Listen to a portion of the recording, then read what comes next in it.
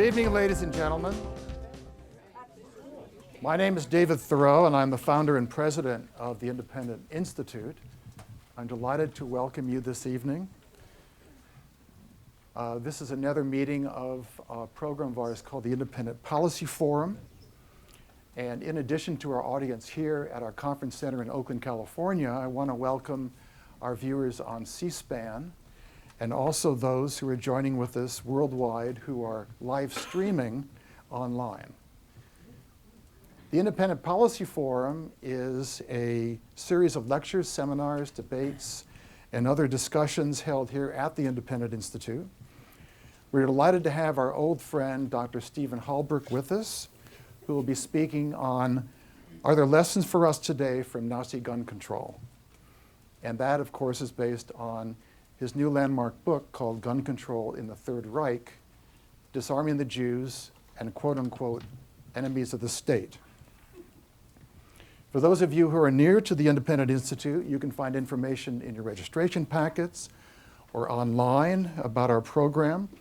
To provide some background, the Institute is a nonprofit, scholarly public policy research institute. We sponsor in-depth studies of social and economic issues, and the purpose is to boldly advance peaceful, prosperous, and free societies grounded in a commitment to human worth and dignity. The results of this work are published as books, such as Dr. Halbrook's, and form the basis for numerous conference and media projects. One of our other publications is the quarterly journal, The Independent Review. This is the current issue. For those of you who we could interest in becoming a subscriber, I think you'll find that you will not be sorry. If you go online, you can subscribe and get a free copy of the seminal classic book by Robert Higgs called Crisis and Leviathan. We neither seek nor accept government funding. The Institute draws all of its support from private contributions, memberships, and the sale of books and events such as tonight. With tragic shootings in the US, we've seen a triggering of a new debate over gun control. But are there lessons from history that we should be mindful of? Based on recently discovered secret documents from German archives, diaries, and newspapers of the time, Dr. Halbrook has now written an unprecedented new history of how violence in the liberal democratic society or system of pre-1930 Germany, pre-Nazi Germany, led to gun control measures that were later utilized by the National Socialists to disarm and repress opponents and consolidate power. Ironically enough, the countless books on the Third Reich and the Holocaust have failed to even to mention the laws restricting firearms ownership, with very few exceptions. And these policies rendered political opponents, including Jews who are viewed as political opponents, powerless. A skeptic could surmise that a better armed populace would make no difference. But the Nazi regime certainly did not think so. It ruthlessly suppressed, literally crushed, gun ownership by disfavored groups. Gun control in the Third Reich spans 2 decades, from the birth of the Weimar Republic in 1918 through Kristallnacht, or quote-unquote Night of the Broken Glass, unquote, in 1938, and the pertinent events during World War II regarding the effects of the disarming policies. Research fellow at the Independent Institute, Dr. Stephen Halbrook is the renowned constitutional legal scholar, attorney, and author who has won 3 cases before the US Supreme Court, testified before numerous congressional committees, been interviewed on CNN, Fox, Court TV, and elsewhere, and been published in the Wall Street Journal, US Today, and many other publications. His many books, in addition to the gun control in the Third Reich, include The Founder's Second Amendment, Securing Civil Rights, That Every Man Be Armed, and Target Switzerland, Swiss Armed Neutrality in World War II. So I'm very pleased to introduce Stephen Halbrook.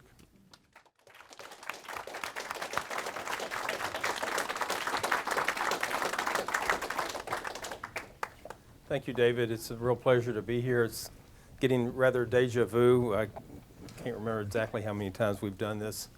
And thank you all for coming out tonight. And I just want to have special thanks and recognition to my wife Brenda and my daughter Melissa, who just graduated from high school, and they're in the audience and in the back if you'll wave or something.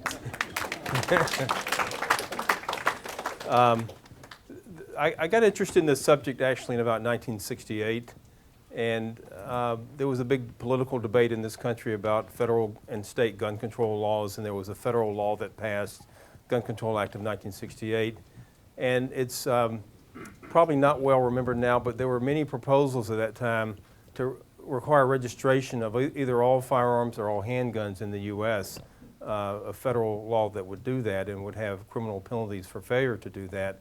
And there was a historic debate that actually took place between Congressman John Dingell, who's still there, and a senator named Tidings from Maryland, and also Representative Dodd, Chris Dodd's father, who had been a prosecutor at Nuremberg. And Congressman Dingell suggested that, I mean, the war had only been over 22 years at that point, 23 years. And kind of like, haven't we heard this before? It sounds like Nazi Germany. And the proponents of the legislation said that no, the Nazis never registered guns and they would never have used registration records for anything naughty. And so the administration commissioned a Library of Congress study, and it came back stating that registration of guns was not something that Nazi Germany had anything to do with, and that there's no records that guns were ever confiscated that had been registered. And when they invaded other countries, there was no information that they ever used registration records to locate gun owners. And they didn't do much research to come to those conclusions.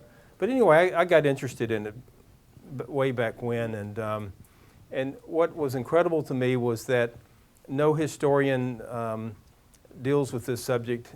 It's virtually unmentioned whatsoever, and if you see any mention, I think there might be one or two of the books on Kristallnacht that might have a footnote or something, but that's about it. And I want to say right at the beginning, the title of this presentation has to do with, are there lessons to be learned? And I think the lessons speak for themselves. I will not engage in the kind of discourse in which I would say that some proponent of some legislation that's Nazi-like, or that these are Gestapo tactics or anything like that. I don't think we need to engage in that kind of rhetoric. There's too much of that goes on. But one thing that is clear is that there's been a lot of denial about what took place in Nazi Germany, and it's time that the historical record be made clear, and that's what I set out to do in the book many years ago. I actively wrote the book and did research for it for about 15 years, because being that the sources are either in English or German, published sources don't deal with this topic, it was necessary to do a lot of archival research in Germany. I did some myself. I also retained one of the best archival researchers in Germany who does this topic, who knows these record groups very well. And we came to some very interesting conclusions that are presented in the book. But historically, the way it all started was right at the end of the Great War. 1918, 1919, there were communist uprisings in Germany. The monarch fell. The Weimar Republic was established, and there was a virtual civil war. And I will do a little bit of show and tell. I don't have any of the street scenes to show you from that period, but if you've ever seen any documentaries on it, you'll see people running every which way, and machine guns in the streets, and the steel helmets, and the Freikorps, which was the basically voluntary group that sided with the government to repress the communist uprisings. They wanted an uprising that had taken place in Russia, a Bolshevik type coup. And so there was quite a lot of chaos. And then under the Versailles Treaty, there was the idea in Germany that either all arms or all military arms had to be surrendered, including by civilians. So there were actually legal interpretations in Germany that no civilian could own any gun, and they all had to be turned in. And there were actually court cases about this during the early 1920s. But things calmed down somewhat, but then we head to 1923, you have the Great Inflation, and you have a communist uprising in Hamburg. which was ruthlessly put down. And then you have Hitler's beer hall putsch in Munich, where they actually seized a beer hall, but they didn't succeed in seizing the state. Interesting phenomenon. It would probably be pretty easy to seize a beer hall in this country. But so then he goes and writes Mein Kampf when he's in prison. And things calmed down a lot after that, though. In 1928, however, the Reichstag passed a Waffengesetz, or gun control law, that was the first of its kind in Germany. And it required a lot of record keeping. There was no registration system, but there were records to be kept that could be subject to police inspection. And a curious thing about it is there was no debate in the legislature or the Reichstag. It passed without any debate whatever, which would be a phenomenon in itself. But things started getting rearing up again as we approached the 30s. And in 1931, for the first time, Germany adopted a legislation or a decree. There were legislative decrees that the executive branch could make, and it called for a registration of the German states that adopted it. So you had, like, Berlin and most of the large jurisdictions adopting firearm registration, and some areas did not do so, but by and large most places did. Because in 1931, but before this took place, there were, the Nazi Party had declared itself in favor of legal elections by that point, but there was an incident there was a hotel called Boxheimer, and there was an individual named Werner Best who was a Nazi theoretician, and he was heavily involved with the SA, the stormtroopers. And the document had purported to deal with if there was a communist revolt and the Nazis needed to seize power, which many people interpreted to mean this was a plan for a Nazi seizure of power. And it had things like there would be rationing of food, Jews would not get any food supplies, and it had a provision that everyone would be ordered to turn in their firearms within 24 hours or they would be executed. So this individual, Werner Best, actually would go on to become an official in the Gestapo, and we'll hear from him a little bit more this evening. But these documents were discovered, and they weren't taken too seriously. Nonetheless, there was still a lot of street fighting going on between the communists and the Nazis. They were basically armed thugs in the streets. And so it was decided in December of 1931 that the executive branch would decree this firearm registration legislation. Now, at that time, the Republic, the executive branch could rule by decree. You hear a lot about executive decrees today. Well, this allowed the executive branch basically to not bother consulting the legislative branch at all and simply make decrees, and this was one of them. In fact, this decree covered a lot of subjects, and the Reichskanzler at that time, Heinrich Brüning, basically the head of the German government, and there was something called the Enabling Act, which allowed the executive branch, as I said, to issue these decrees. And that's what he did. And that was one thing that the Weimar Republic adopted that was a horrible precedent, because when the Nazis came to power, they could rule by decree just as well. And so this one particular decree, if I can move to that, this is like the decree about internal security, and it's about misuse of weapons. But when you look at the first provision, this section 1 provided for registration of all firearms by all people. And then it had a provision 2 here, which stated that anytime the officials, the authorities decided it was needed for public security, they could require everybody who registered their firearms to turn them in. Now that's an interesting thing to put in a firearm registration law. It was quite honest, wasn't it, that they would admit, because when you have firearm basically registration debated and proposed, that's always, we'll never confiscate them. Well, here they had it right in the law that the authorities can decree it's a public emergency and they have to confiscate all firearms and there's a duty to turn them in, and you'll be incarcerated if you don't. So that came down in right before Christmas of '31, and the equivalent to our Attorney General, the Interior Minister, Wilhelm Görner, sent out a directive saying that you have to be very careful with these registration records. This went to the officials who were keeping them. We don't want them to fall into the hands of extremist groups or radical elements. And so he actually said, don't keep them at the local police departments, put them in more centralized facilities for safekeeping. And so that was the directive, and I assume that's what they did. They didn't have computers, obviously, at that time. But they did get the IBM punch card technology by the time the Nazis came into power.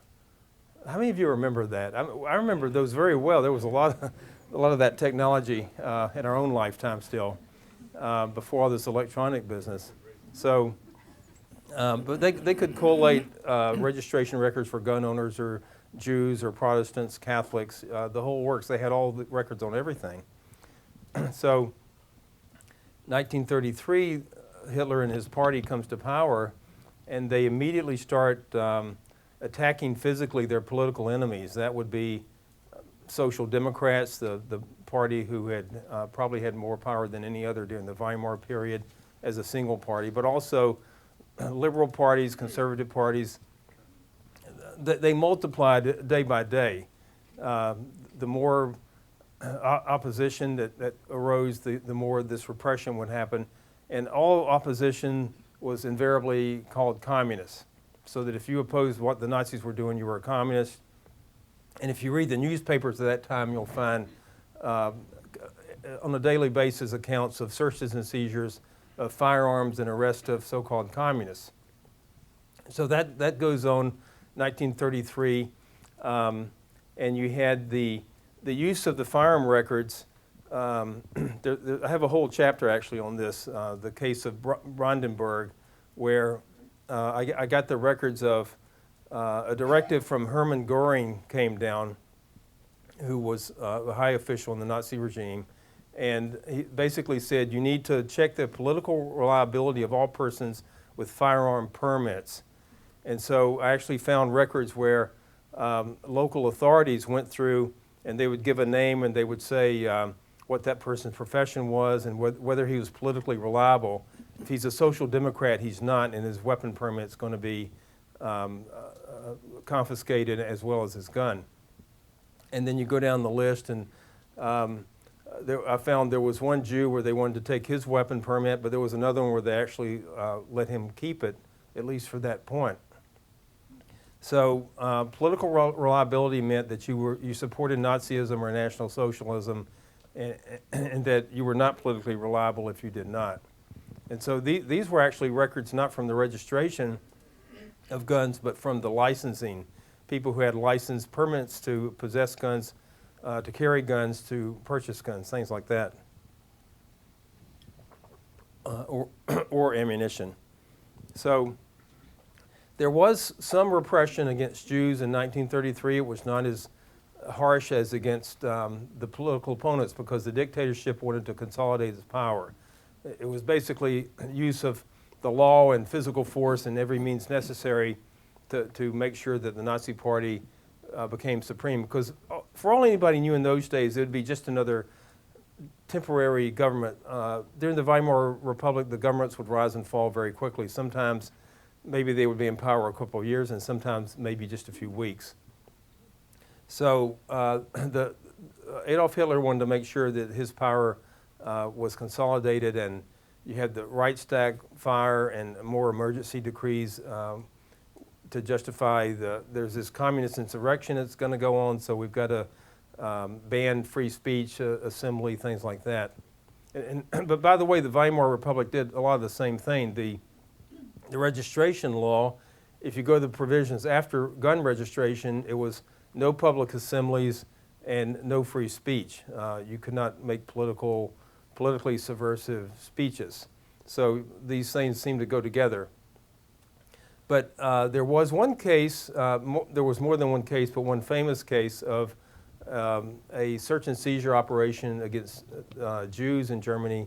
This was in April of 1933. There were raids that took place in the Jewish quarter in Berlin.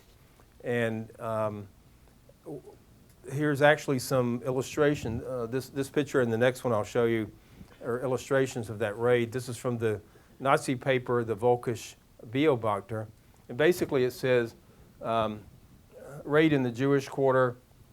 And if you read the article that follows, it talks about the subversive literature that was seized and the guns that were seized in this search and seizure operation. And here you see a number of uniformed police. That's in the Jewish part of Berlin at that time. And so basically it was kind of more of a sideshow, the repression of Jews at that time. But the biggest actions were against the so-called communists or political opponents. And the second illustration is from the same article.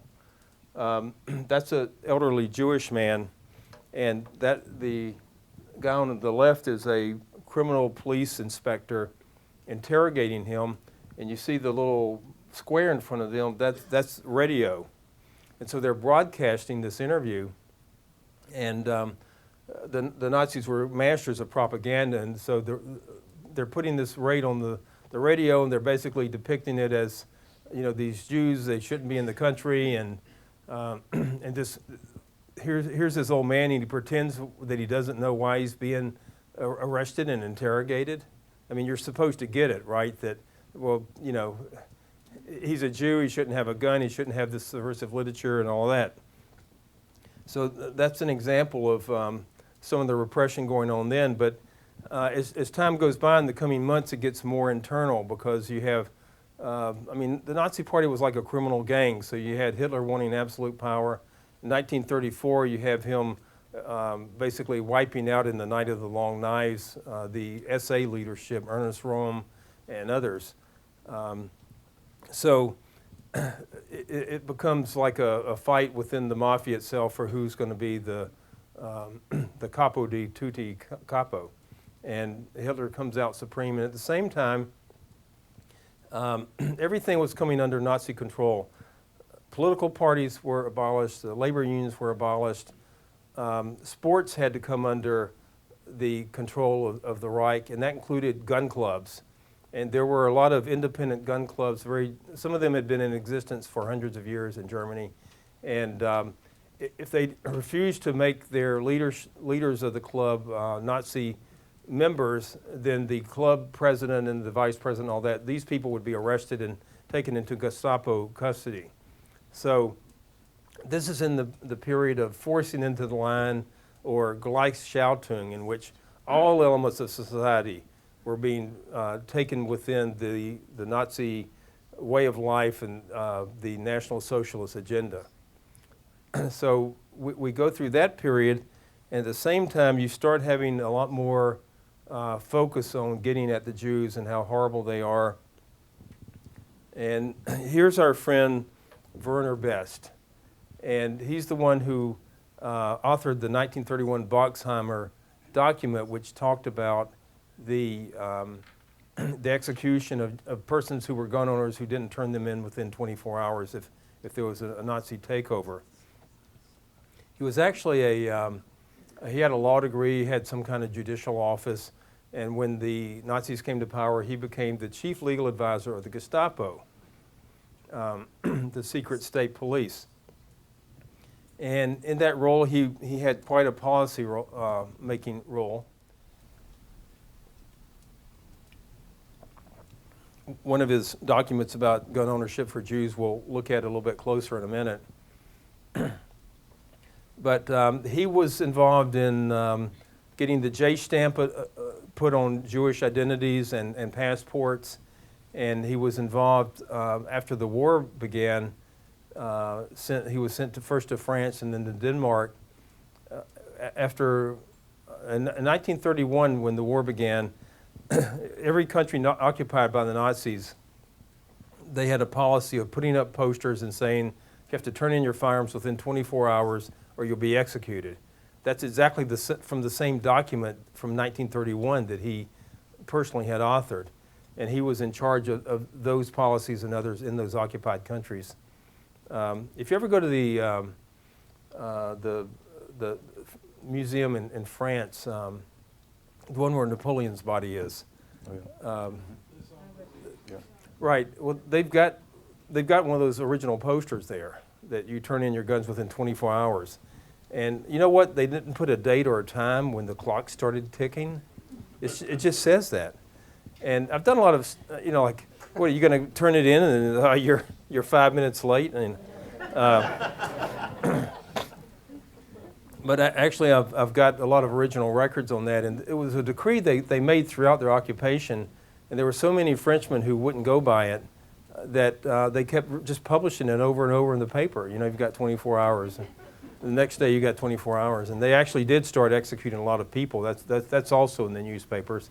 And then the French were so bad about turning in their guns that there came a time when the Wehrmacht commander in Paris said, we're not going to publish the names anymore, we're just going to shoot these people.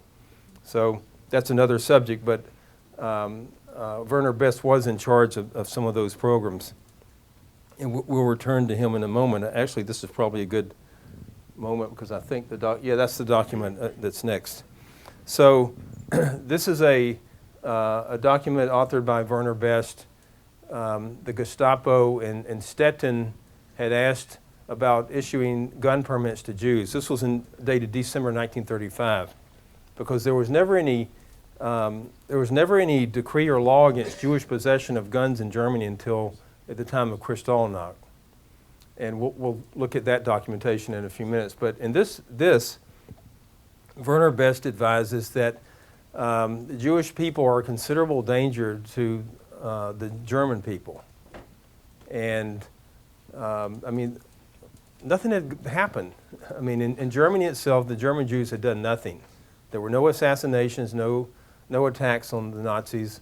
They had a central association, we'll talk about in a minute, that tried their best to alleviate the harsher and harsher conditions. But he's making this policy statement that you have to look at the political reliability, and in most cases we don't think Jews are politically reliable, meaning that they're Nazi supporters, and therefore you have to be very careful about issuing gun permits to Jews, and basically he's advising don't do it, and it's got to be basically approved by Gestapo officials. You're not just going to, the local police are not going to just issue these permits. And so this was from the Gestapo, and this was addressed to the Gestapo and the Stapo, which is part of a kind of underling of the Gestapo, and to all the other relevant police agencies. So here you have nothing had changed in the law. The Jews were eligible for the gun permits. But one thing, going back to the Weimar law, to get a permit to acquire a gun or to carry a gun, you had to meet certain criteria. You had to be trustworthy. So anybody who was considered untrustworthy by the authorities, you don't get your gun permit. So they had a discretionary issuance, as we would call it today. And so I think it shows you the danger of language like that if you have subjective language that allow authorities to decide who gets a permit, as opposed to objective criteria like convicted felon, mental incompetent, things like that. So this is Werner Best. Just another footnote on him was there had been a Nazi turncoat who had revealed that Boxheimer document from 1931, and when the Nazis came to power, Best had that guy arrested, and he was mysteriously killed while trying to escape. And so he was tried in some of the Nuremberg cases, and he was not executed, but he was in prison for a while and lived to tell the tale. But he did have the guy murdered that had revealed those documents. So now we move on to getting toward 1938. As time, we'll come back then. As time went on, the economic screws were tightening. Jewish assets were being confiscated, and conditions were getting very harsh. This was before the Star of David had to be worn. That was later, but Jews who could get out were doing so. There were many who they considered themselves Germans, and many of them very conservative German patriots, and they were not about to leave. They thought there would be an end to this at some point. So, but we come to a time when conditions were getting very bad in September and October of 1938. This would not be revealed until kristallnacht, but there was a disarming of Jews going on by the authorities. And again, some of the people I've got in the book you've never heard of, but they were famous Nazi officials at the time. And the guy over here you recognize, that's Himmler. This is the police president of Berlin named Helsdorf. And he's going to figure prominently in this story. He would orchestrate the disarming of the Berlin Jews in September, October 1938.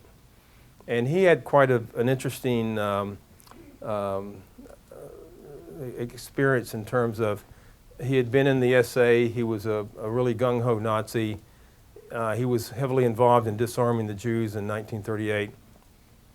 But when Kristallnacht came, as police president, he strongly objected to those kind of tactics because basically Hitler unleashed these brown shirts to go wild in the streets. That's not the kind of thing that a police chief would appreciate. But he was not in Berlin at the time, he was in Munich. In 1944, Helsdorf had joined the opposition to Hitler, and when the bomb attack took place in July 20, 1944, and it was Stauffenberg and his conspirators were exposed and rounded up. Helsdorf was part of that conspiracy, and he would be one of those who would be tried at the trials that took place after that, and then hung by piano wire, and so he met an honorable end. But that was the case with, I guess, some of the opposition to Hitler. They had been part of the Nazi Party and a lot of the bad things that it did, but then they came around to a point where, whether it was because they had had enough of the oppression of the Jews or because Hitler was like becoming an idiot, couldn't win the war, we're going to get him. We just passed the 70th anniversary just 4 days ago of July 20, 1944 to 2014. Quite a historic day of when the bomb went off, and unfortunately some idiot had moved it away from Hitler and didn't kill him. But Helsdorf plays a prominent role in the disarming of the German Jews. And here we have an article from November the 9th of 1938. And this article, it was not published that they were disarming the Jews until I think it was November the 8th. There was a Polish Jewish teenager who walked into the German embassy in Paris and shot a German diplomat. Not a very high-up official at all, but it was just the kind of event that the Nazi regime could latch on to justify what it was about to do. It could be, the conventional story was that this young teenager, Herschel Greenspan, had relatives who were Polish Jews, and they were deported from Germany, and they were in really oppressive conditions and whatever. Was he trying to get revenge for that, or was he himself manipulated by Nazi agents so that a Jew would kill somebody and then they would have the excuse to launch the pogrom that came next, Reichskristallnacht or Night of the Broken Glass. But the article talks about in the last few weeks. It doesn't give a starting date. Jews are being disarmed. Entwaffen der Berliner Juden, disarming the German Jews. It tells you they've supposedly seized 2,569 hand weapons, 1,702 Schusswaffen or guns, and 20,000 cartridges. What kind of bureaucrat do you have to be to like count cartridges? I don't know. But, and it goes on to explain that the Jews, it had been made emphatically known to the Jews in Berlin, they have to turn in their guns and other weapons, and who knows what they considered to be a hand weapon, like a letter opener or a dagger would be, but it was made known to them, the article states, by, I suspect, putting up notices in the Jewish quarters in Berlin, maybe word of mouth. We do know that they had the records on all gun owners, Jewish gun owners. Berlin had registration, and that the Nazis had information on, in Germany at that time, when you were born, they would put down in the records whether you were Jewish, Protestant, Catholic. So they had all these records they could correlate. And so the notice was given to them, and the article says that some of them we had to use harsher means to let them know because they weren't turning them in. And curiously, it says that those without licenses were required to turn them in, but the order went out for all of them to turn them in. And we have that documented because we're going to get to an instance next that exemplifies the fact that all of them were required to turn in their guns. So this was published. It was the first notice to the world that the Jews were being disarmed in Germany, and this was summarized and published in the New York Times and other papers, prominent papers in the U.S., Britain, countries like that.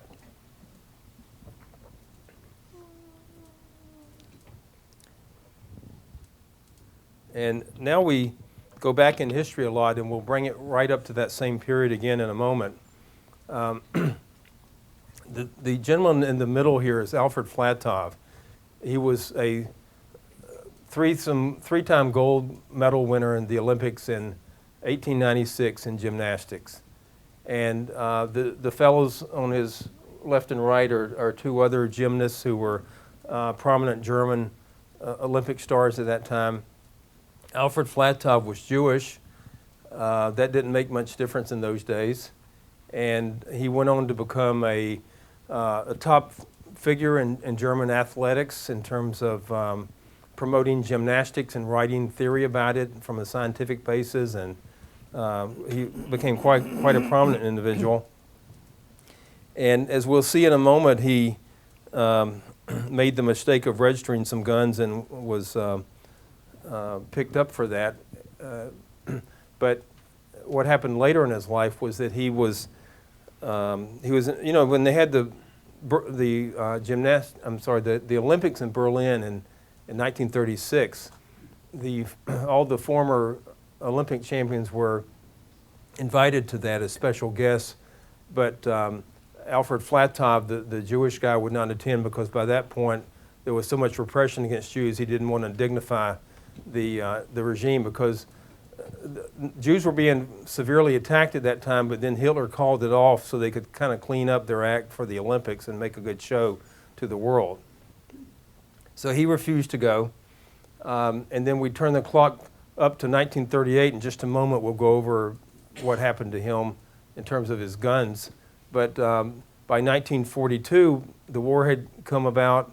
They were wearing the Star of David, and he was deported to the Theresienstadt concentration camp. It was kind of a concentration camp for intellectuals and people like that who were it was not the worst one in the world probably for that reason, but within just a few weeks of being there, he was starved to death, and so that he met his end that way.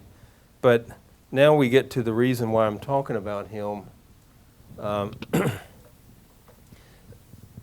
The book there was a lot of detective work going on with this book.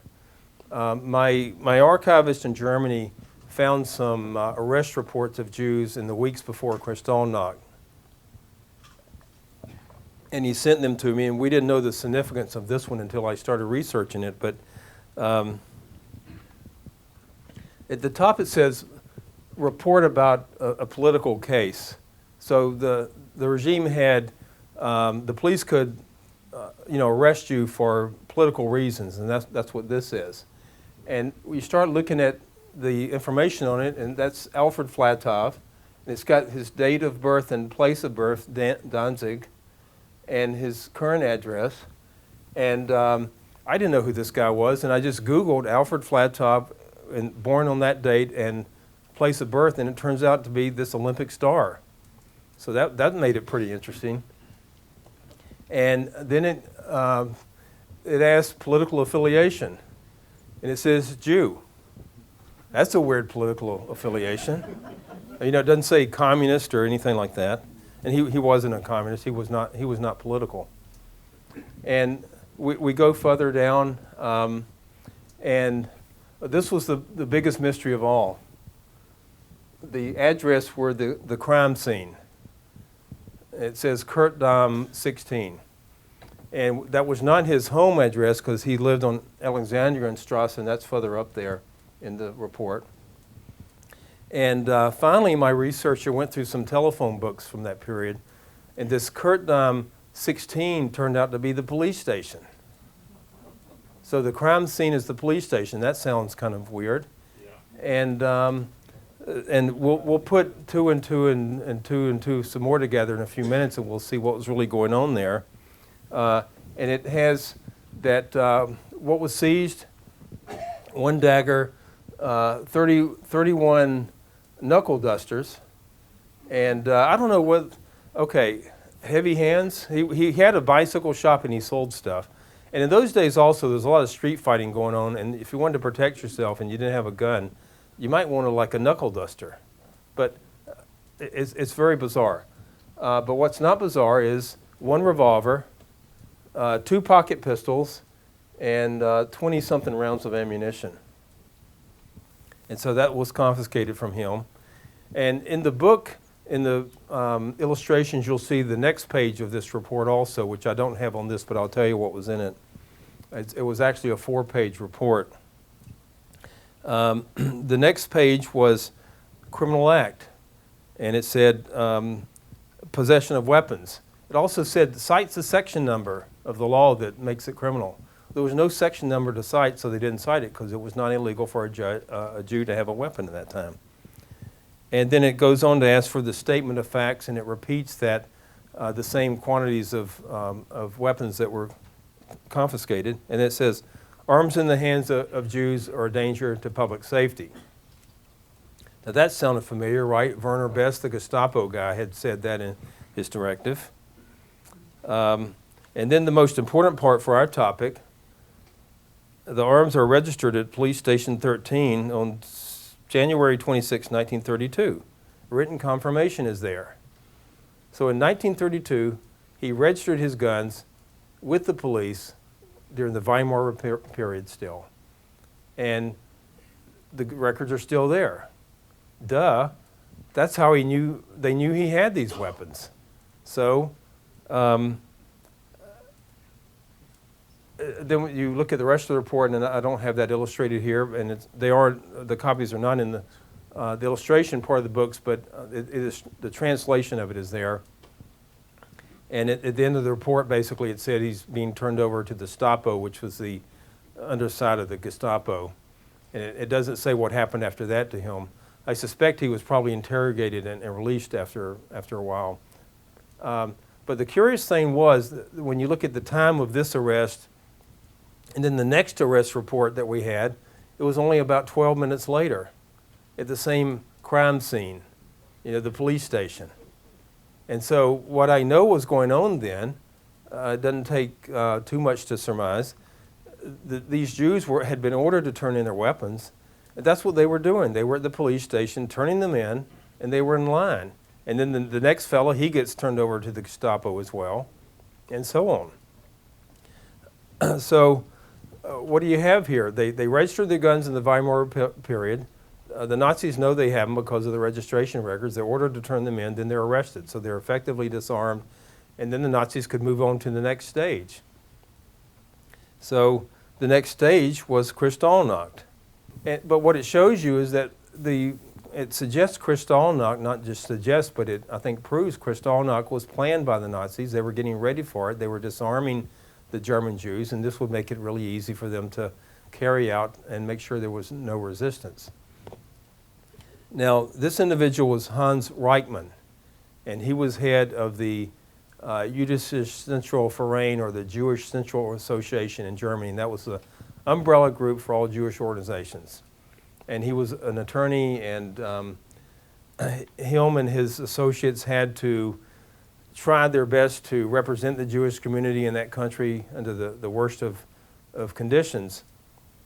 And when the order came down, it came down nationwide in Germany that the Jews turn in their weapons, because he was apparently in Munich, and either him or his associate went to see the Munich police chief about this, turning in the weapons. And what was repeated to him was, Jews are a danger to public safety. Jews with guns are a danger to public safety. And he records in his autobiography that he had bought a new Browning gun, which he doesn't tell what kind, and he had to turn it in. So he was like particularly, personally disturbed about, I just bought this Browning. And it's like, now I got these idiots. So he would be arrested and thrown into the Sachsenhausen concentration camp at the time of Kristallnacht. And fortunately, he escaped with his wife, who was a famous historian, to England and then to the United States.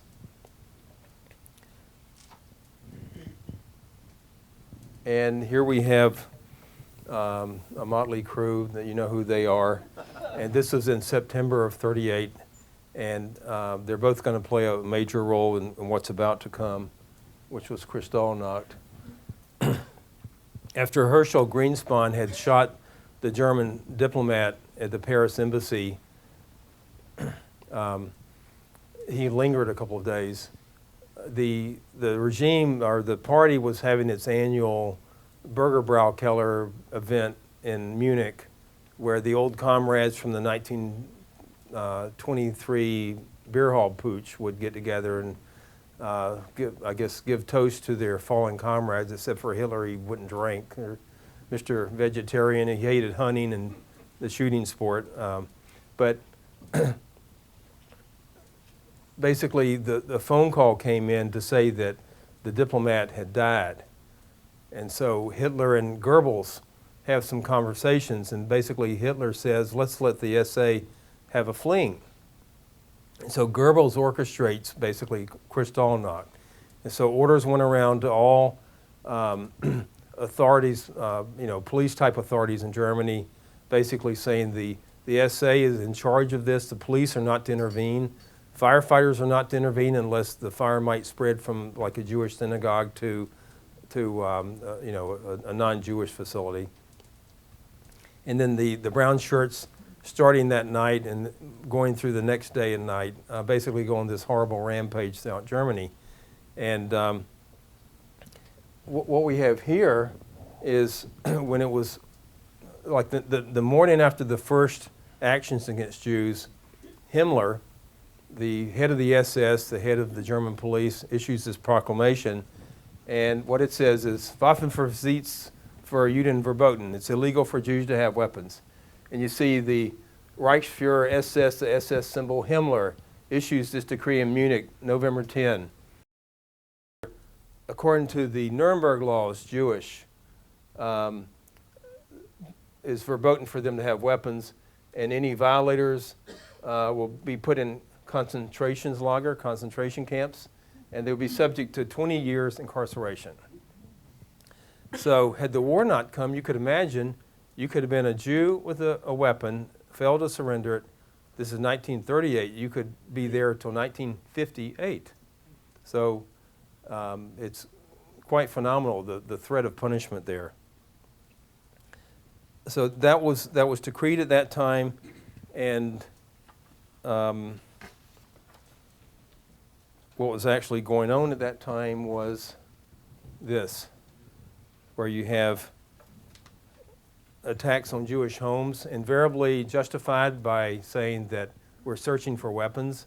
I've got a whole chapter where people who lived in those days either wrote books or were interviewed and whatnot, and they said when the brown shirts would come, they would ask, where are the weapons? They asked that at synagogues. They asked it at orphanages. Like, why would we have weapons here? But they also asked it at places where they did have weapons. rusty revolvers. Jewish men had played a major role in the German army in World War I. Many had been officers, so they had their revolvers still because they were allowed to keep them after the war.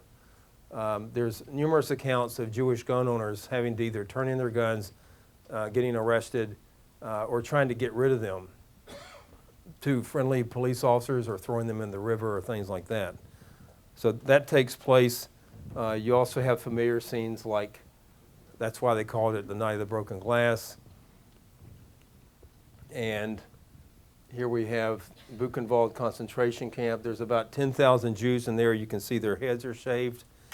And Goebbels gave a press conference about that same date, November 10 or so. And he said, "What are you talking about? Jewish men are being picked up?" And then he left the press conference a few minutes, and he came back out, and a Swiss journalist asked him, like, you know, we're getting all these reports. Well, what do you say about that? He said, well, there's been a number of them who were picked up for weapons. So they arrested at least 20,000, maybe many more. Nobody really knows.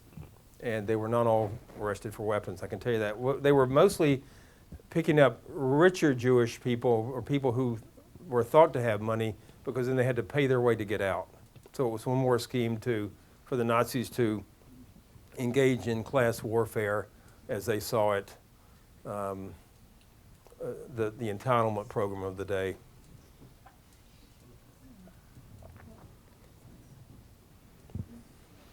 And so that basically ends most of the book. We do have I guess I can't turn it back. You have to look at this boring picture.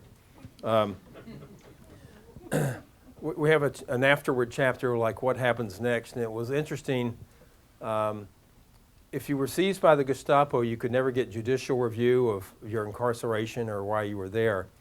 And just right after Kristallnacht, there was a ruling verifying that, and it was about a gun club, where one of those gun clubs who didn't want to be Nazified, and so that was said, that ruling came down in that context. But of course, with the concentration camps for Jews and all at that time, if you were seized by the Gestapo, you were in that kind of custody, you couldn't get judicial review. If you were seized by the ordinary police, you could have your case go to court.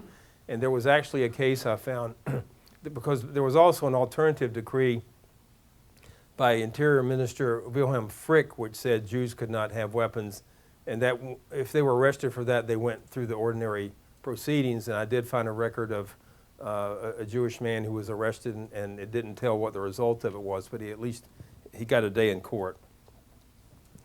You know, the rest of the book, I have just kind of an incidental review of some of the different things that happened, and I think probably what people are most familiar with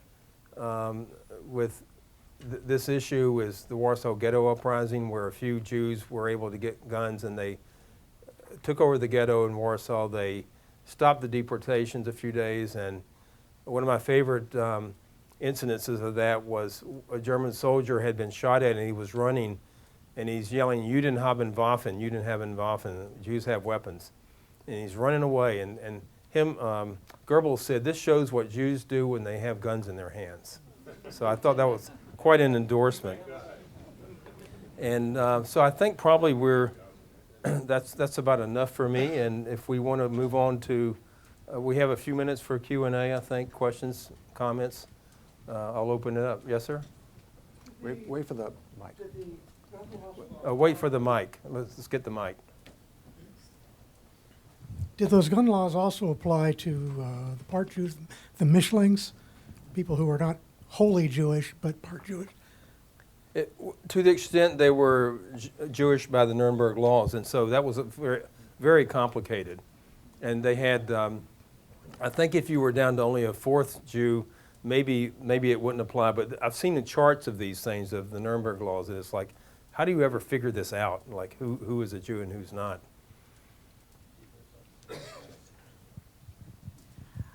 You titled this talk, "Are There Lessons?"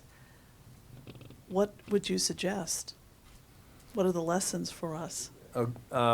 You know what, I think it speaks for itself. But I will say, I'll be more explicit, but I've always thought on this topic it speaks for itself, because the lesson is, one thing is be careful what you wish for. Another is history sometimes does repeat itself. And there's the old comment about those who don't learn from history do repeat it. It doesn't always repeat itself, and it doesn't always do it in the same way. But what I do think is that we should be cautious. Supreme Court Justice Felix Frankfurter once said, in a case involving police search and seizure under the Fourth Amendment, a Supreme Court case, what we don't want to exemplify in any way is what we've seen, for example, with Gestapo tactics. So what I think is that it's not like we're some kind of unique society where nothing bad could ever happen. And so if we talk about gun registration or that kind of topic, you have to talk about, is there any benefit to it? I mean, I've never heard of criminals registering their gun. People like Alfred Flatov registered his gun, and the communists and the Nazis who were causing the trouble never did. And so we have to assess, like to the extent some of these proposals are even constitutional, we have to assess what can happen with it. What are there bad things that can happen with it? And so I think all of these topics, all of the different laws and decrees that the Nazis passed or the Weimar Republic passed before them have to be taken into consideration for that calculus. Paul?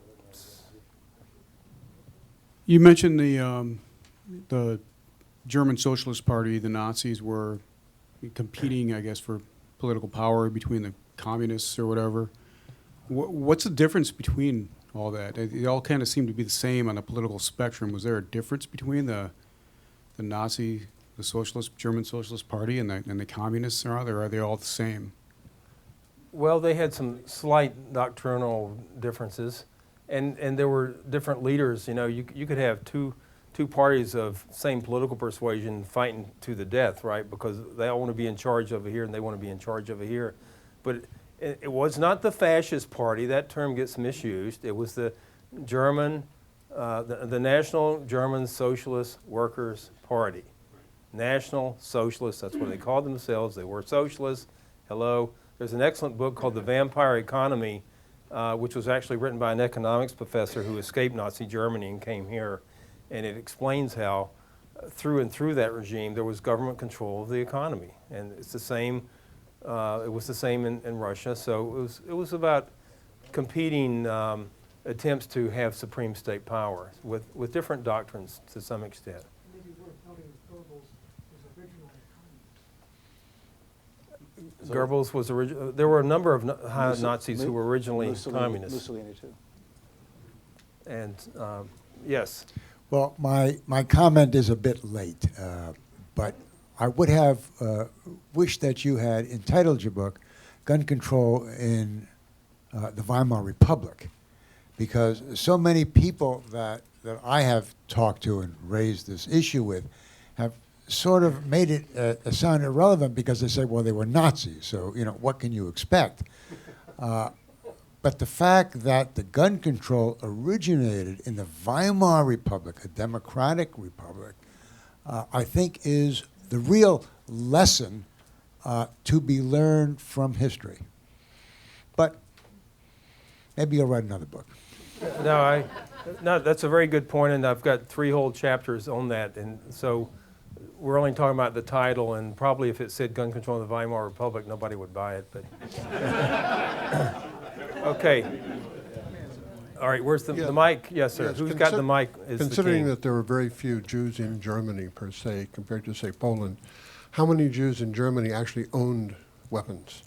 What percentage? Well, there's no way to know how many Jews or how many so-called Aryans or anybody else, just like They knew who today. was Jewish, therefore they knew who to send out the orders to surrender them to. But, well, if there was ever a document. Even Germans can cross-reference. Okay, right. It's never been published. I've never seen any archive document that has that, but you're right. There could have been a document that had the number of Jewish gun owners who registered their guns or who had licenses for their guns. There would be no documents for those who had neither of those but who were gun owners. But the history that I went through is full of the fact that Jews were very assimilated in Germany, and they were very much like other Germans, and they a percentage The owned only guns. reason most Jews, if any, the few Jews who had them, was for target shooting and for sport. They didn't would've- hunt. We don't hunt for food. It's not kosher. Well, as a matter of fact, it was decreed twice that it was illegal for Jews to get hunting licenses. We ever got them in but- the first place. But it's, I mean, the record is the record. Nobody has data on that. You can make surmises. There were certainly members of Jewish gun clubs because they were kicked out of them. But that's another study, and it'd be interesting to know all those things. We're talking about lessons from history, and this is right up my alley. Unfortunately, Americans all know one quotation, and they do not know a certain other one. Everybody knows Santayana's quotation that those who forget the past are condemned to repeat it. Brilliant at its time, meaningless today. Why is it meaningless? It is repeated as a mantra. This entire room can repeat it, and it means nothing because it is no longer a warning of the danger. The actual operative quotation comes from Hegel, who died in the 1850s, all right? And his quotation was translated by George Bernard Shaw, one of the great intellectuals, a socialist of England. And he said, his translation is, he simplified Hegel. He said, the great lesson of history is that mankind learns nothing from history. And that one, if you use it, you have some warning. So what history you know, please adopt it to what you see going around you today. Thank you. Thank you. Here's a question from one of the live stream people. Okay. I have a question from the live stream people, wherever they may be. And what do you think, why do you think that any mention of Nazi gun laws is dismissed by MSM as paranoid exaggeration? Mainstream media. Pardon? Mainstream media. Mainstream media. Sounds like one of those other, what do you call them, terms? Yeah. If you go on the internet, you'll see a lot of denial that any of this ever took place. Hitler was the gun owner's best friend, except that he wanted to kill all Jews and disarm them first. And we actually, in the year 2000, I published my first law review article on this subject, and there was a Professor Bernard Horicott who wrote an answer to me basically saying that, right, he wanted to disarm and kill all Jews, but other than that, he was the gun owner's friend. It's like, other than that? Like, well, isn't that enough? And he was not a friend of gun owners. I mean, he was a friend of National Socialist power and Lebensraum and occupying other countries and killing other people. Sure, he wanted his military people to be well trained, but that was so they could disarm and kill other people. So, and if you go on the internet, you'll see some of the same line of reasoning that none of this happened and that that the Nazis actually made it easier for everybody to own guns. And do it tonight, you'll see it. I promise you. And it's. Earlier in your talk, you mentioned something that I didn't remember reading in the book, and I found it fascinating, and I'm kind of curious why you didn't have it in the book, or maybe you're going to do something in the future, about the U.S. government being assigned a study to find out about gun control in Nazi Germany and in 1968, when they're discussing the original proposal for the U.S. gun control law. And I'm curious why you didn't mention that in the book, and maybe is there something coming up about that? No, it's actually future? in the introduction of the book. Okay. It's actually there. Okay. I promise you. Because that seems like a very big thing. And there's another book which I think is you cited it in yours, but it seems to be a great complement to your book. It's a little more radical in certain ways, but it has some great archival material too, and that is Gun Control in Germany, the Gateway to Tyranny. Right. And it actually translates those three gun control laws in Germany, and then puts the 38 one side by side with the 1968 Right, one. right. And it's really scary about how much overlap there is between the two. Well, it's all about keeping records on law-abiding people. That's what it's all about. But the book you mentioned did a great service by having the original German in the Gothic type, the way it was originally published, on one page. On the facing page, it would have the English translation for the 1928 law, the 1931 decree, the 1938 law, and so forth. So, so right in the U.S. law. You'll see in the parts of the congressional record or hearing records rather, where I found the Library of Congress study, that Dodd had a copy of the German law that he loaned to the Library of Congress to do their study. But let me say that England had passed the same kind of legislation in 1919 and thereafter. So they didn't really have to learn or translate the German law to get ideas for what they wanted to do on registration and all the licensing requirements. Certainly he was aware of it, yes.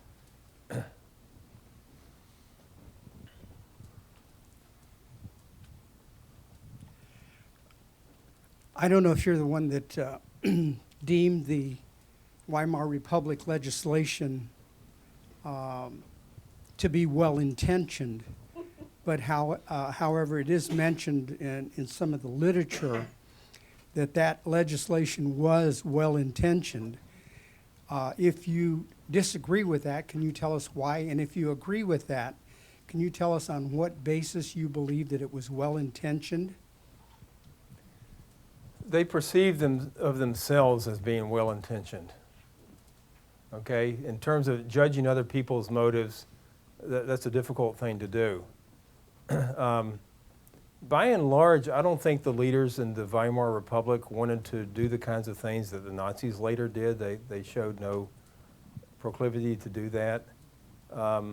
They did have a lot of problems, the hyperinflation, the fighting in the streets, communists shooting police from buildings, Nazis murdering people. But the thing is, what kind of scheme do you come up with to deal with that? Do you focus on people committing acts of violence, or do you just focus on the general public? It's easy to focus on the general public. And so you had some officials, and they didn't get what they wanted, but there were police officials who wanted to ban all guns by civilians during the Weimar years. And there were the same debates we have today. A document here took place in the Weimar period in the discussions about the 1931 decree before that, because the executive branch put it out, like we're thinking about doing this, and what do you say? And there were some officials would say, this won't do any good, you've got to go after the criminals, it doesn't do any good to hyper-regulate law-abiding people. And then the other side of that was the same familiar tune that you hear today, that we have to do this in registering these people, we have to, make sure their papers are in order. And your papers are not in order. So, Here's another one. okay, here's another streamy-weamy one. How do we, I have to read this. How do we inform state, federal legislatures, leaders of these facts and draw similarities to what we currently see going on, such as state laws and how federal agencies are being used? And, when you go through this history, you see a lot of familiar things, executive decrees, an attempt, mistrust for the general population, wanting to register gun owners or confiscate guns, to ban certain kinds of guns. You have a lot of that here in California. That's why you're all here. And I think it's important to study what happened in history. I was always amazed once I really got into the topic, why doesn't anybody say anything about this topic? But the National Socialists were emphatic that they had to disarm people. And why did they do it? They weren't like looking out for it wasn't like they didn't want Jewish children to have accidents with guns, or, they're protecting them from themselves. And, if somebody they wanted to dispossess of a gun, it wasn't because the gun was likely to be used by a criminal against them. They were doing this to disarm people so they could oppress them and kill them. So, and I don't ascribe that motive to people proposing similar things today, but I do think they don't trust the people at large, to use James Madison's term about this. In America, the people are trusted with arms, unlike under the European monarchies. So, motives are one thing, but reality is another. Who's got the mic gets to talk. Yeah. Speaking of well-intentioned laws, and relate that to the 1968 federal gun control law, as I understand it, correct me if I'm wrong, that the reason behind that was, I believe, a number of assassinations, Martin Luther King and the two Kennedy brothers. Now, how do you relate that in terms of the infamous quote? Do you see that as well-intentioned, or another interpretation of never let a good crisis go to waste? Well, a lot of that was going on. These bills had languished in Congress until we had a lot of, terrible political incidents, assassinations and whatnot. And so, I mean, the way the Dodd bill got started out was he wanted to protect the American gun industry from imports. And it ended up having the sporting test for imports, and so that was achieved in the final bill as well. But a lot of other stuff got added there. But also a lot of things got defeated, like registration was defeated soundly, and it has been ever since. And we actually had a law right before Pearl Harbor that decreed against registration. You have the same in the Firearms Owners Protection Act in 1986, and you even have the anti-registration provision in the Brady Act, without which it couldn't have been passed. So you have some protections, but how good are these protections, and how will they last? That's the critical point. Whoever's got the mic, yes, sir. One thing we're seeing this day is the increasing militarization of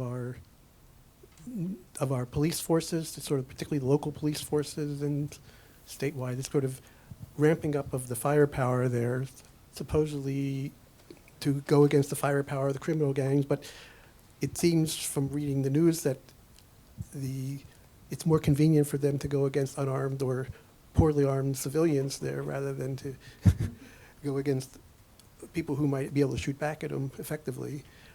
The question regarding that was, is there any parallel it's not clear, doesn't seem to clearly fit into German history, or does, but how do you see this sort of militarization fitting into the issue of guns and lessons from the Third Reich there? One thing you'll see in the book, in 1933, Goering had become head of the Gestapo, the Prussian side of the Gestapo, and he made it where he told, there were a whole bunch of new police officers coming in because they were SA people originally and whatnot, and he told them, don't worry about it, shoot first and ask questions later, and you won't be held liable for that. There was an official statement that he put out to all of them. He basically said, get tough with the communists and all our opponents, and don't be afraid to shoot. And so a lot more of these people came under arms, and I'm sure their equipment got better. But the problem of militarization of law enforcement in this country right now is the same problem as over-criminalization of human activity at large by Congress and other legislative bodies, and all the eavesdropping. And so we've, think about Gestapo eavesdropping. They're trying to listen on the phone, or they're listening. They have informers everywhere. And like now, people don't talk to each other anymore because they're on the internet, but then they know where you're going on the internet. So it's, it's quite a eavesdropping heaven that we're in right now. Back to history again. All we need to look at is Hurricane Katrina and the flooding of New Orleans, and the police department of New Orleans, instead of going out and rescuing people who were standing without clean water, food, or anything on their roofs, surrounded by water, they were going around confiscating firearms. Now, this is part of the same thinking that Hitler was fostering. Hitler didn't just pose as the leader who knew the way and the answer to everything. By the way, he was copying Mussolini in that. Mussolini ha sempre ragione. Mussolini is always right. This was the type of thing that Goebbels was spreading. Hitler was posing as the protector of Germany, of the German people. And we could go on about that for many, many times. But other than bouncing back to the United States, you find that in the late 1930s, there was a concerted attempt, not only in Congress, but among various different gun-owning groups, to come up with a new gun-owning law for the United States, a national law to get rid of the patchworks of various different conflicting laws. And what happened to it? Roosevelt's advisors told him it's easy, veto it and say you're tough on crime, and it worked. He got a lot of votes doing that. People said, oh, Roosevelt will take care of us. He's our leader. He's tough on crime.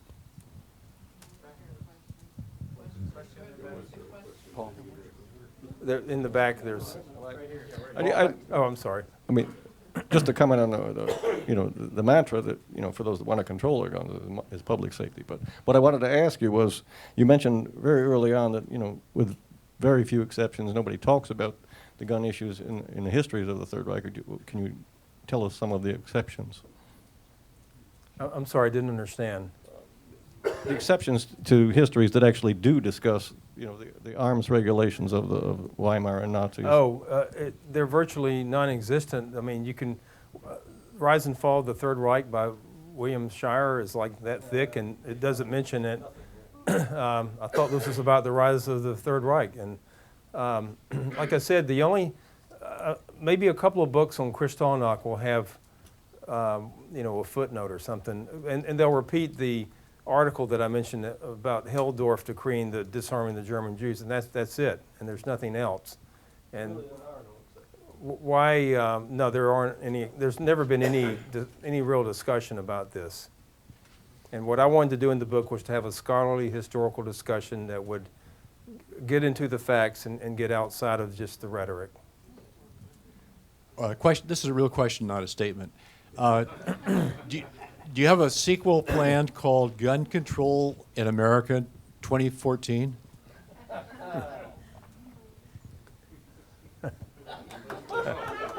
I thought that was a question. The question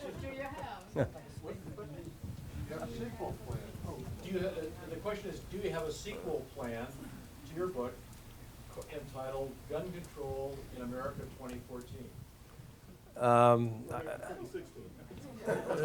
I'm still trying to document what happened in the past, and I am doing a lot of work on gun control in occupied France during the period of 1940 to 44, where they decreed the death penalty and they still wouldn't turn their darn guns in. I mean, that's an interesting historical lesson. You can make it a felony and a double felony and a triple felony to have guns or certain kinds of evil guns, and people don't turn them in. I can't understand why. They wouldn't even do it under the threat of death. So. France is very different than the rest of Europe. There's some reasons that you're very different. Peter, let's just wait for questions. My question is a little different. It's a more practical consideration. I don't know how many people in this room have actually purchased a gun from a dealer, but there is an enormous amount of paperwork, and even if all of it were to be eliminated, one still has to fill out the warranty paperwork, which provides for protection and being able to get the gun if there's a recall or whatever it is. How can we prevent the basic information we need to give a manufacturer from falling into government hands to achieve the result that this book is trying to prevent? Well, one thing that's, I'm going to just add to what you said, because there's no real answer to that. That's the way reality is. But California has been requiring all handguns to go through licensed dealers free and transfer. And it used to be, up until last year, it was actually a crime for a government official to register long guns. And that was repealed as of, I think, January 1st, 2014, in which case all private long gun transfers have to go through a licensed dealers, and it's reported to the California Justice Department. And so the records are there. You know, if you want your warranty, you might as well send it in because they already know. And not to mention if you make a phone call to a gun shop or to the NRA, they got your number.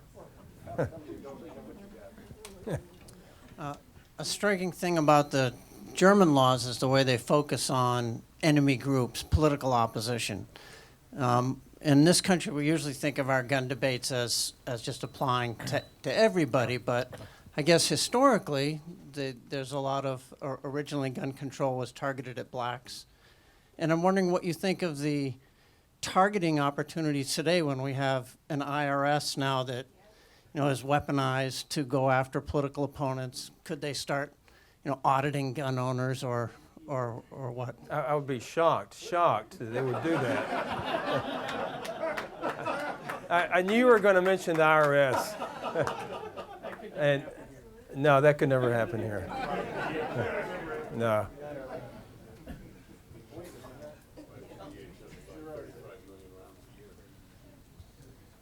So one of the most, I can't think of a better word than idiotic examples of an attempt at gun control in modern times was during the early days of the war in Iraq, when the American executive in charge, I think his name was Bremer, oversaw the disbanding of the Iraqi army, knew that the police, who were generally associated with the old regime, had essentially disbanded themselves and run for it.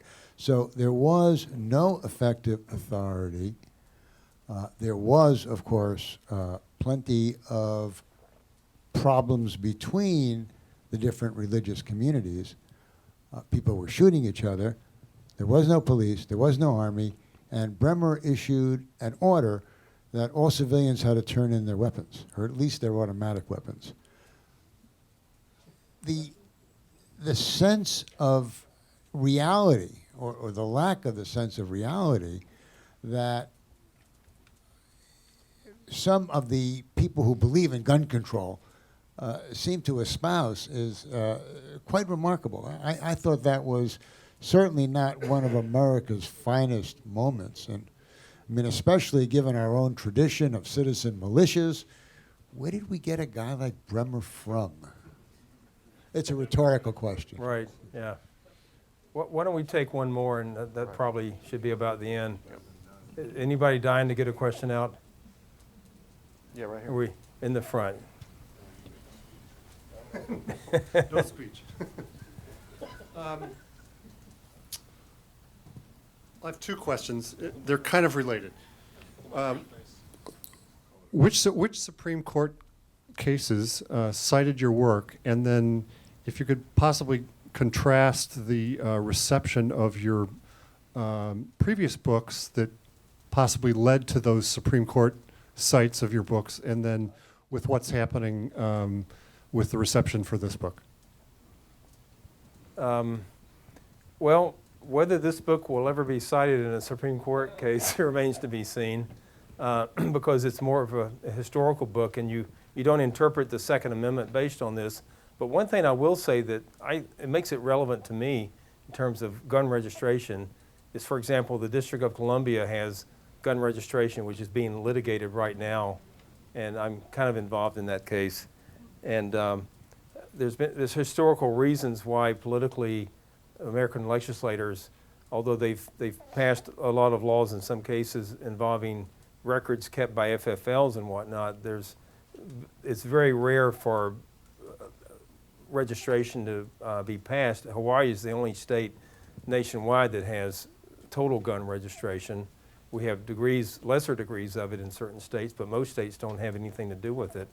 But one of my books, That Every Man Be Armed, was cited by Justice Thomas in the concurring opinion in Prince versus U.S. And then my book, Freedmen, the 14th Amendment and the Right to Bear Arms, which was reprinted by Securing Civil Rights, was was cited in both the Heller case and the McDonald case. And then the The Founder's Second Amendment was also cited in the McDonald case. And Heller, too. And it was not cited in Heller. No, wasn't? You sure? it was not, yeah. Okay. So, Reception for this book? oh, it's been you'll have to talk to David about sales figures, but I think it's done very well. And we've, it's been very well received, I think. And there's, what was it, the New Yorker? What was their, Nation Magazine? New Republic. New Republic published a very interesting account of an interview with me and of the book. And it talks about the fact all these people today call each other Nazis and every proposal is a Nazi this and that, which I totally disagree with, and which I told him on the telephone interview that I disagree. And so he mentions chapter 1 of the book and nothing else in the book, because chapter 1 mentions the debate in the U.S. So, hello, there's more to the book than that. And you could throw chapter 1 out and the book would still be the book. But speaking of chapter 1, I'll close on this. One of the most interesting things that we found was in, let's see, January the 1st, a year ago, there was some kind of decades-long anniversary for it. I don't remember what it was now, but Germany, part of the EU decreed that all guns have to be registered, and Germany proudly reported they were the first nation in the EU to require the registration of all legal guns. So, yeah. Thank you, Germany.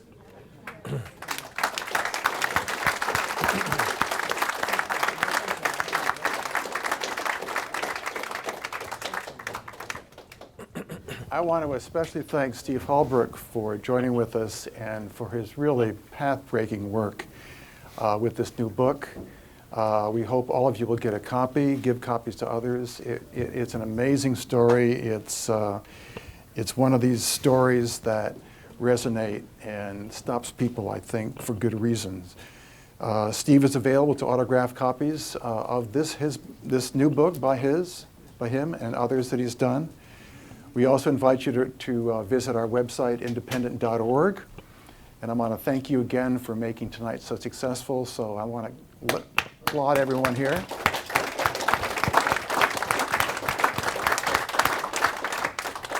And we look forward to you joining with us next time. Thank you. Good night.